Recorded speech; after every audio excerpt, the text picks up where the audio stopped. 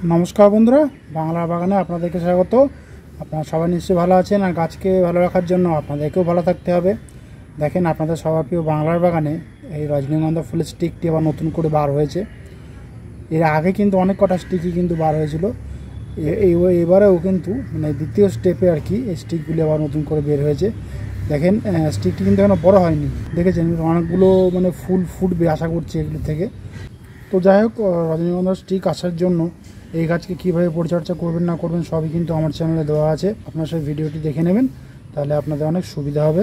আপনারাও তাহলে খুব সহজেই আপনাদের বাড়িতে যে সমস্ত রজনীগন্ধা গাছ বসিয়েছেন সেই সমস্ত গাছ থেকে কিন্তু খুব সহজে স্টিক বার করতে পারবেন। টাইটেল আর থাম্বনেল থেকে আপনারা নিশ্চয়ই বুঝতে পেরেছেন যে আমি আজ আপনাদের সঙ্গে কী বিষয় নিয়ে আলোচনা করতে চলেছি। তো তাহলে চলুন সেই আলোচনার বিষয়ের দিকে তাহলে এবার যাওয়া যাক।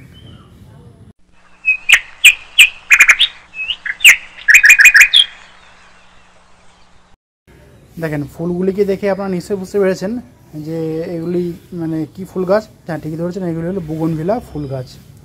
তো এই বর্ষার সময় বুগনভিলা গাছে কি করবেন আর কি করবেন না, তো সেই বিষয়ে কিন্তু আমি আপনাদের সঙ্গে আজকে বিশেষ কিছু টিপস নিয়ে আলোচনা করব। আপনারা মনোযোগ সহকারে সেই টিপসগুলি শুনবেন, তাহলে দেখবেন বর্ষার সময় কেন মানে যখন মানে সঠিক সময় আসে ফুল দেওয়ার, ভালো সংখ্যায় কিন্তু ফুল কিন্তু আপনারা এই বুগনভিলা গাছ থেকে পাবেন খুব সহজেই।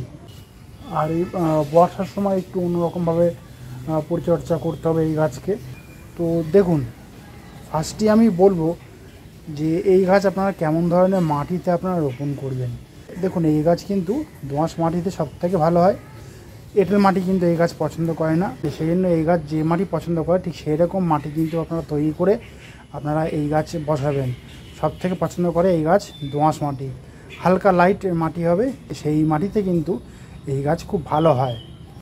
টিপস নাম্বার 2, দেখেন এই গাছ আপনারা যে টবে রোপণ করবেন সেই টবের কিন্তু ড্রেনেজ সিস্টেমটাকে ভালোভাবে তৈরি করে নিয়ে কিন্তু আপনারা এই গাছ বসাবেন, কারণ এই গাছ কিন্তু বেশি জল কিন্তু একদমই পছন্দ করে না।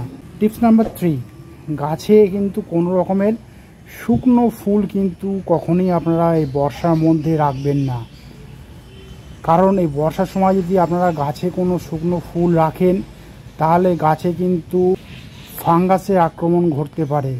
সেই জন্য বলছি, শুকনো ফুলগুলিকে দেখলেই আপনারা সেই ফুলগুলি কেটে দেবেন, কারণ আমাদের কিন্তু এখন ফুল চাই না এই গাছ থেকে, শীতের সময় কিন্তু এই গাছ থেকে আমরা ফুল নেব।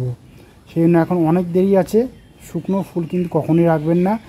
আর যদি ফুল সবে ধরেছে তাহলে হোক, ফুল ওর মতো খুশি মতো আর কি দিয়ে যাক, কোনো অসুবিধা নেই। তবে শুকনো ফুল কিন্তু একদমই রাখবেন না। শুকনো ফুল দেখলেই আপনারা এই গাছের ডাল থেকে আর কি ছিঁড়ে ছিঁড়ে ফেলে দেবেন। টিপস নাম্বার 4, এই সময় কিন্তু গাছে ভুল করেও কোনো রকমের কাটাই ছাঁটাই কিন্তু করবেন না, কারণ এই সময় যদি কাটাই ছাঁটাই করেন তাহলে কিন্তু ডালগুলিতে ফাঙ্গাসের অ্যাটাক কিন্তু হতে পারে খুব সহজেই।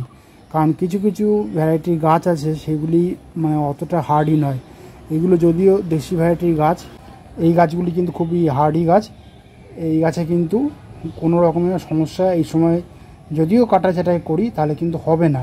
আর হাইব্রিড ভ্যারাইটির যে সমস্ত গাছ রয়েছে সেই ভ্যারাইটির গাছে কিন্তু কোনো রকমের কাটা ছাঁটাই করবেন না, কারণ সেই গাছগুলি কিন্তু অতটা হার্ডি নয়। সেই জন্য বলছি, এই গাছের কাটা ছাঁটাই করার সময় কিন্তু মে মাস জুড়ে ছিল, সেই সময় যারা কাটা ছাঁটাই করেননি এখন স্টপ রাখুন। বর্ষা চলে যাক, শীতের শুরুর আগে দরকার হলে আপনারা লাইট প্রুনিং করবেন। এখন কিন্তু ভুল করেও কিন্তু কাটা ছাঁটাই করবেন না, তাহলে গাছটি কিন্তু ক্ষতি হয়ে যেতে পারে। টিপস নাম্বার 5, এখন যেহেতু বৃষ্টি হচ্ছে, মিক্সড খাবার কিন্তু এই গাছে ভুল করেও কিন্তু দেবেন না, কারণ এই সময় যদি আপনারা মিক্সড খাবার ভুল করে যদিও দিয়ে দেন তাহলে কিন্তু সেই মিক্সড খাবারে কিন্তু মানে একটা ফাঙ্গাসে অ্যাটাক ঘটে যাবে, কারণ বৃষ্টির জলে ভিজলেই মিক্সড খাবারে একটা ফাঙ্গাসে অ্যাটাক হওয়ার সম্ভাবনা থাকে, এবং সেখান থেকে কিন্তু গাছে মাটিতে আর কি ফাঙ্গাসে আক্রমণ ঘটবে, এবং সেই মাটি থেকে কিন্তু গাছের শিকড়গুলিতেও ফাঙ্গাসে অ্যাটাক হওয়ার সম্ভাবনা রয়েই যায়। সেই জন্য কিন্তু এখন কোনো রকমের মিক্স খাবার দেবেন না, সময় পার হয়ে গেছে। মিক্স খাবার দেওয়ার। আমি বলেছিলাম যে এপ্রিল মে মাস নাগাদ আপনারা মিক্স খাবার তৈরি করে আপনারা আপনাদের বোগনভিলা গাছে দিতে পারেন, কিন্তু যারা দেননি এখনও তারা ভুল করে দেবেনও না সেই মিক্স খাবার, তাহলে কিন্তু গাছের ক্ষতি হয়ে যাবে। দেখুন এই বৃষ্টির জল পেয়ে এই গাছগুলি থেকে দেখেন নতুন নতুন ব্রাঞ্চ কিন্তু দেখেন ছাড়তে শুরু করে দিয়েছে অলরেডি। তার মানে বোঝা যাচ্ছে যে বৃষ্টির জল থেকে এই গাছ কিন্তু সমস্ত ধরনের খাবার কিন্তু সংগ্রহ করতে পারছে। আর যাদের মন মানে কি বলবো না মানছে আর কি, তারা করবেন কি, তারা ফোলিয়ার স্প্রে আপনারা ইউজ করতে পারেন, যেমন 19-19-19 আছে, 20-20-20 আছে। সেই ফোলিয়ার স্প্রেগুলি আপনারা 1 লিটার জলে আপনারা 2 গ্রাম ভালোভাবে গুলে নিয়ে আপনারা আপনাদের এই বোগনভিলা গাছে স্প্রে করতে পারেন, কোনো অসুবিধা হবে না। টিপস নাম্বার 6, দেখুন এই গাছে কিন্তু একটা খাবার আপনাদেরকে এই সময় প্রয়োগ অবশ্যই করতে হবে। সেই খাবারটি হলো অনুখাদ্য।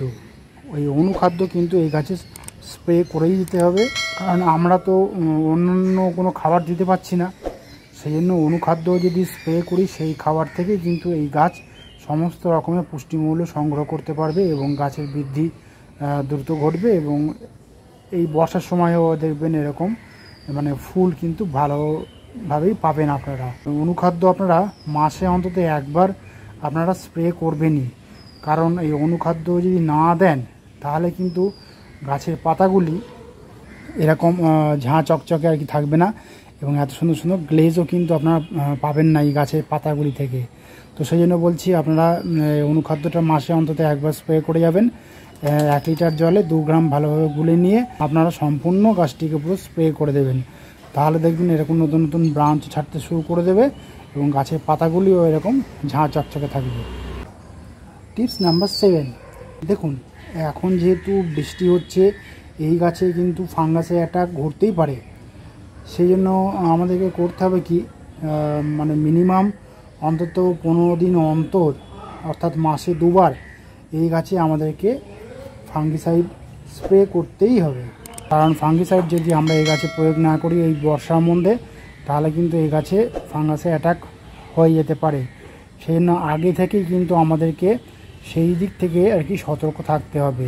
আপনারা মাসে 2 বার করুন, 15 দিন অন্তর অন্তর আপনারা এই গাছে ফাঙ্গিসাইড স্প্রে করুন, তাহলে দেখবেন গাছ এরকম সুস্থ থাকবে এবং পাতাগুলিও এরকম ঝাঁ চকচকে সবুজ থাকবে, কোনো রকমের কোনো অসুবিধা হবে না। আপনারা 1 লিটার জলে 2 গ্রাম ফাঙ্গিসাইড নিয়ে আপনারা সম্পূর্ণ গাছটিকে পুরো স্প্রে করিয়ে দেবেন বা স্নান করিয়ে দেবেন, তাহলে দেখবেন গাছগুলি কিন্তু ফাঙ্গাসের হাত থেকে কিন্তু খুব সহজেই মুক্তি পেয়ে যাবে।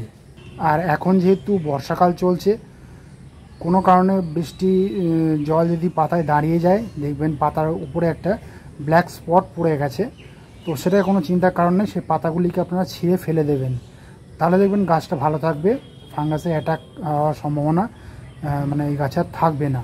সেই জন্য আপনাদেরকে আমি পার্সোনালিভাবে এই কথাটা বললাম। সবশেষে 8 নম্বর টিপসটি হলো, যেহেতু এখন বর্ষা চলছে এই গাছে কিন্তু বিভিন্ন রকমের রোগ পোকামাকড়ের অ্যাটাক কিন্তু হতেই পারে, সে আপনার মিলিবাগই হোক বা লেদা পোকা হোক বা মাকড়ও কিন্তু আক্রমণ করতে পারে আপনাদের এই বোগনভিলা গাছগুলিতে। সেই জন্য আপনারা করবেন কি, আপনারা আপনাদের বোগনভিলিয়া গাছগুলিকে কীটপতঙ্গের হাত থেকে রক্ষার জন্য মিনিমাম আপনারা মাসে 2 বার অর্থাৎ 15 দিন অন্তর অন্তর কিন্তু কীটনাশক কিন্তু স্প্রে করে যাবেন। আর সবসময় কিন্তু মনে রাখবেন যে কোনো এক রকমের কিন্তু কীটনাশক আপনারা ইউজ করবেন না, আপনারা মিনিমাম 2 রকমের কীটনাশক আপনাদের কাছে নিশ্চয়ই রয়েছে, আপনারা সেই 2 রকমের কীটনাশক কিন্তু ক্লকওয়াইজ আপনারা ঘুরিয়ে ঘুরিয়ে ইউজ করবেন। প্রথম দিন আপনারা হামলা দিলেন, দ্বিতীয় দিন আপনারা কনফিডেন্স দিলেন, এইরকমভাবে কিন্তু আপনারা ক্লকওয়াইজ ইউজ করবেন। আর এই পরিমাণটা হলো 1 লিটার জলে 2 ml ভালোভাবে মিশিয়ে নিয়ে আপনারা সেই কীটনাশকগুলো ইউজ করতে পারেন। আর যেহেতু এখন বৃষ্টি চলছে সেই কীটনাশকের সঙ্গে কিন্তু আপনারা সেই স্টিকার কিন্তু আপনারা অবশ্যই ইউজ করবেন, তা নাহলে কিন্তু দেখা গেল কীটনাশক ইউজ করলেন তারপরেই বৃষ্টি চলে আসলো, তাহলে কিন্তু কীটনাশকগুলি ধুয়ে চলে যাবে। সেই জন্য বলছি স্টিকারটাকে কিন্তু আপনারা অবশ্যই ইউজ করবেন, তাহলে দেখবেন গাছের পাতাতেই কিন্তু সেই কীটনাশকগুলি শুকিয়ে যাবে এবং বৃষ্টি আসলেও কিন্তু কোনো সমস্যা হবে না এতে আর। তো আমি যেভাবে আপনাদেরকে বললাম যে এই বর্ষার সময় বোগনভিলা গাছে কি কি কাজ করবেন আর কি কি করবেন না, নিশ্চয়ই আপনারা বুঝে গেছেন। তো আপনারাও কিন্তু ঠিক একই রকমভাবে আপনাদের বোগনভিলা গাছগুলিকে বর্ষার সময় পরিচর্যা করতে থাকুন, দেখবেন আপনাদের বোগনভিলা গাছগুলি থেকেও এরকম নতুন নতুন ব্রাঞ্চ কিন্তু বের হবে খুব সহজেই। এবং দেখবেন সময় মতো কিন্তু ভালো মানের বা ভালো সংখ্যায় ফুল কিন্তু আপনারা এই বোগনভিলা গাছ থেকে খুব সহজেই পাবেন আপনারা। তো বন্ধুরা আজ এই পর্যন্তই। আর যদি কোনো কমেন্ট থাকে তাহলে কিন্তু বাংলার বাগানকে জানাতে ভুলবেন না, কারণ বাংলার বাগান সবসময় আপনাদের পাশে ছিল, আছে এবং থাকবে। আর আমার এই ভিডিওটি যদি আপনাদের ভালো লাগে তবে লাইক করবেন, গাছপ্রেমী বন্ধুদের মধ্যে শেয়ার করবেন এবং আমার চ্যানেলটিকে সাবস্ক্রাইব করে বেল আইকনটিকে প্রেস করে অল নোটিফিকেশনটিকে প্রেস করে রাখবেন, যাতে নিত্য নতুন ভিডিওগুলি আপনাদের কাছে খুব সহজেই পৌঁছে যেতে পারে।